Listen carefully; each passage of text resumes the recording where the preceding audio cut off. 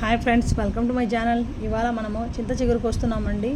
మా పెరట్లో కొంచెం చింత చిగురు వచ్చింది, దాన్ని చూస్తున్నాను పప్పేసి వండామని. మీలో ఎంతమందికి చింత చిగురు పప్పులో వేసుకొని చేసుకోవాలని ఇష్టమో కామెంట్లో పెట్టండి. కొంచెం లేతగానే ఉందండి, కానీ వర్షాలు పడటం లేదు కదా, కొంచెం ముదురుంది. ఇప్పుడు కానీ వర్షాలు పడితే బాగా ఫ్రెష్గా ఇంకా కొంచెం బాగా హెల్తీగా వస్తుందేమో చింత చిగురు. వెయిట్ చేద్దాము, వర్షాలు పడితే ఇంకా బాగా వస్తుంది. చాలా బాగుంది కదా ఆయన కూడా.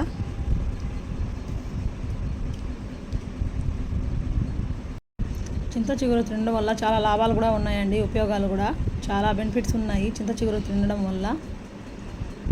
అందుకే నేను పప్పులో వేసి చింత చిగురు పప్పు చేయబోతున్నాను. మీరు కూడా చేయండి. మీకు మా వీడియో నచ్చినట్లయితే like, share, subscribe please friend. Okay, bye bye.